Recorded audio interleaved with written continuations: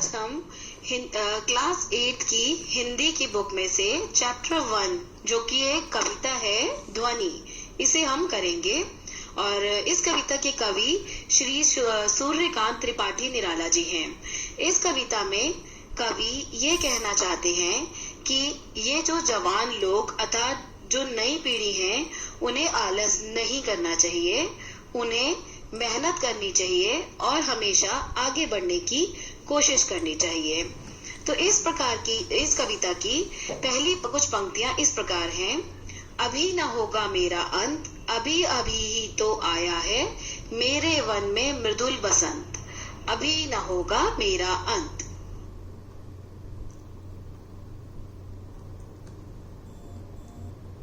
अंत का अर्थ है खत्म या समाप्त हो जाना, मृदुल का अर्थ है कोमल और बसंत का अर्थ है ऐसा मौसम जिसमें फूल खिलते हैं। तो यहाँ कवि ये कहना चाह रहे हैं कि प्रकृति के वर्णन के जरिए उन्होंने युवा पीढ़ी से यह कहने की कोशिश की है कि तुम आलस छोड़ दो और नए उत्साह के साथ उठो। देखो प्रकृति में कैसे फूलों की भरमार लगी है, हर तरफ फूल ही फूल खिले हैं, खुशबू है। अभी आपके जीवन का अंत नहीं आया है। अर्थात कवि यह कहना चाह रहे हैं कि जीवन में अभी तो तुम्हारे जीवन में बसंत की शुरुआत हुई है, इसलिए उत्साह से जागो, उठो, अपने काम करो।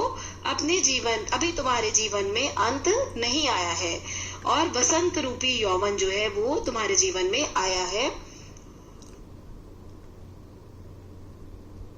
पंक्तियां इस प्रकार हैं। हरे हरे ये बात, डालियां कलियां कोमल गात, मैं ही अपना स्वप्न मृदुल कर, फेरूंगा निद्रित कलियों पर, जगह एक प्रत्युष मनोहर। यहाँ इन पंक्तियों में पात शब्द का अर्थ है पत्ता, गात का अर्थ है शरीर, मृदुल का अर्थ है कोमल, निद्रित का अर्थ है सोए हुए, निद्रित कलियों का अर्थ है सोए हुए बच्चे और प्रत्युष का अर्थ है सवेरा, मनोहर शब्द का अर्थ है सुंदर। तो इन पंक्तियों में कवि ये कह रहे हैं कि हरे हरे पत्ते, डालियां, कलियां और ये जो कोमल शरीर है यह बहुत ही अच्छा व सुंदर लगता है। और मैं अर्थात कवि सोए हुए बच्चों, निद्रित कलियां उन्होंने कहा है तो निद्रित कलियां अर्थात सोए हुए बच्चे, तो मैं इन सोए हुए बच्चों को उठा करके उनके जीवन में एक नया सवेरा लेकर आऊंगा। कवि प्रकृति का वर्णन करते हुए कहते हैं कि चारों ओर पेड़ हरे भरे हैं, कलियां खिली हुई हैं। कवि कह रहे हैं कि मैं सूर्य को लाकर इन कलियों के आलस को हटा दूंगा। और कवि इन पंक्तियों के माध्यम से ये कह रहे हैं कि निराशा और जीवन से हारे हुए लोगों को मैं जीवन का दान दूंगा। कवि ये कहना चाहते हैं कि जिस प्रकार हर तरफ पेड़ पौधे हैं, कलियां खिली हुई हैं, उसी तरीके से मैं जो सूर्य लाऊंगा वह सूर्य लोगों के जीवन में से निराशा को दूर करेगा, उन्हें उठाएगा और जागृत करेगा और नई पीढ़ी को यह प्रेरणा देने की कोशिश करेगा कि निराशा को अपने जीवन से दूर करो। कि जिस प्रकार से वसंत में फूल खिल जाते हैं उसी प्रकार से नव युवक भी, ये जो नई पीढ़ी है, युवा पीढ़ी, वह भी अपने जीवन को हरा भरा बनाए, आलस को व निराशा को छोड़कर जीवन में आगे बढ़ने की प्रेरणा ले और हर क्षण मेहनत करके आगे बढ़े। प्रकार है। पुष्प पुष्प से तंद्रालस लालसा खींच लूंगा मैं, अपने नव जीवन का अमृत सहर्ष सींच लूंगा मैं, द्वार दिखा दूंगा फिर उनको, है मेरे वे जहां अनंत, अभी न होगा मेरा अंत।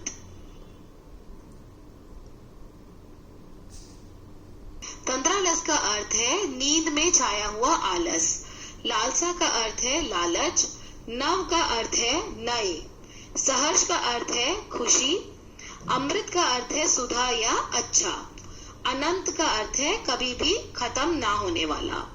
इन पंक्तियों में कवि कह रहे हैं कि निराश लोगों के जीवन को मैं खुशियों से भर देना चाहता हूँ।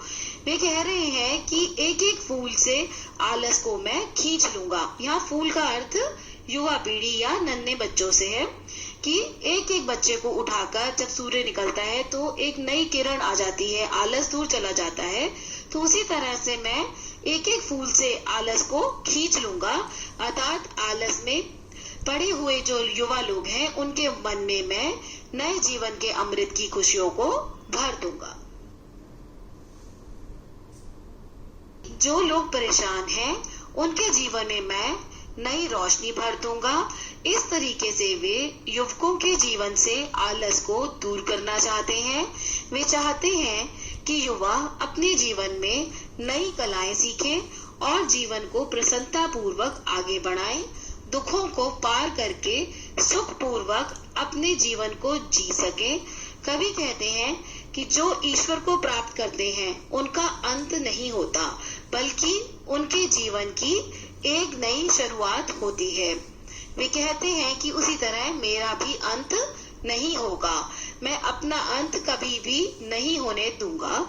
मैं अपने अंदर उत्साह को बनाए रखूंगा और आगे आने वाली पीढ़ियों को भी इस उत्साह का संचार मैं करूंगा ताकि उनमें भी यह उत्साह भर सके। कह रहे हैं कि नई राह पर चलने से युवा पीढ़ी का अंत, प्रकृति का अंत, सृष्टि का अंत मैं कभी भी नहीं होने दूंगा।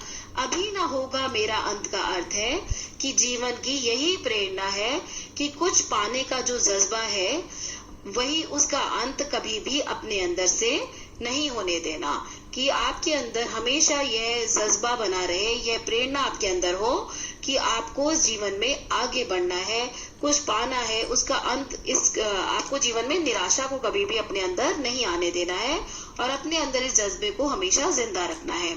इस कविता में कवि प्रकृति की तुलना युवा पीढ़ी के साथ कर रहे हैं। जैसे प्रकृति में उत्साह आ गया है, नई कलियों के खिल जाने से, वसंत के आ जाने से एक नया उत्साह प्रकृति में आ गया है, उसी प्रकार से युवाओं में भी यह उत्साह होना चाहिए और अपने जीवन में इसी उत्साह से उन्हें आगे बढ़ना चाहिए। निराशा को उन्हें अपने जीवन में नहीं लाना चाहिए। इस कविता का पूरा सार यही है। प्रश्न उत्तर करेंगे। पहला प्रश्न है, कवि को ऐसा विश्वास क्यों है कि उसका अंत अभी नहीं होगा? इसका उत्तर है, कवि के अंदर जीवन जीने का उत्साह व ऊर्जा है। वह युवा पीढ़ी को प्रेरणा देना चाहता है कि युवा पीढ़ी को आलस से उबरना चाहिए और वह युवाओं को कर्मशील बनाकर आगे बढ़ने का संदेश देना चाहता है। कर्मशील का अर्थ है कि निरंतर जीवन में आगे बढ़ना चाहिए और काम करते रहना चाहिए। कभी भी हिम्मत नहीं हारनी चाहिए और एक जगह नहीं बैठ जाओ, हमेशा आलस को छोड़ दो और निराश होकर मत बैठो, आगे बढ़ो जीवन में। तो कर्मशील का यही अर्थ है। इसलिए कवि को यह विश्वास है कि अभी उसका अंत नहीं होगा।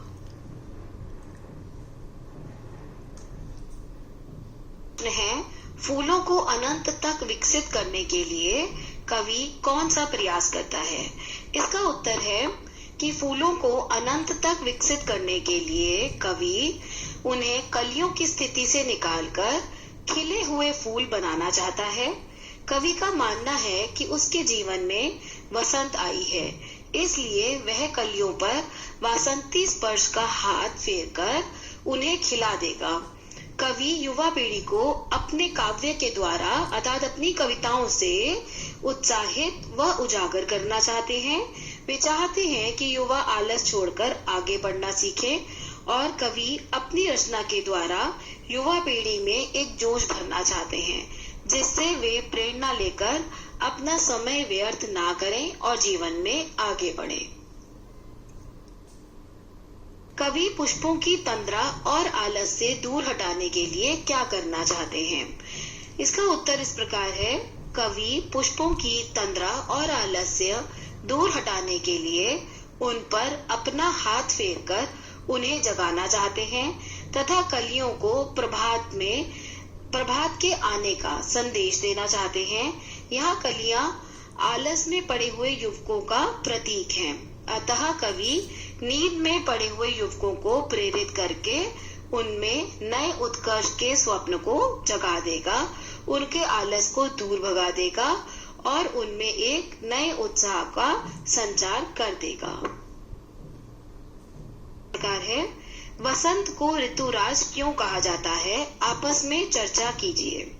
इसका उत्तर है, वसंत को सभी ऋतुओं में सर्वश्रेष्ठ माना जाता है।